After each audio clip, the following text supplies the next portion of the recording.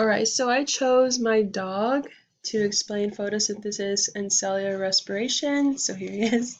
It all starts with the sun. That's where all energy starts. So it comes down to the grass, to the plants, and it's captured by the chloroplast in the plant cell. And after it's captured in the chloroplast, it goes to the thylakoid membrane, and that's where the water splits and releases oxygen. And as you can see here, the light goes in here and it releases oxygen. And then the ions that are left behind go into the Calvin cycle, and that's where you get the sugar and the CO2. And CO2 plus water equals cellulose.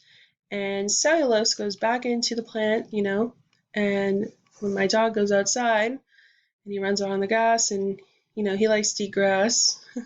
So when he eats the grass, cellulose goes into his stomach where it's broken down by the bacteria into simple sugars.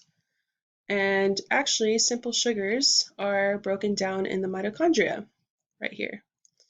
And oxygen plus sugar equals energy for Toby, which is the ATP. So that's where he can jump around, go play around, and that's what gives him energy. So yeah.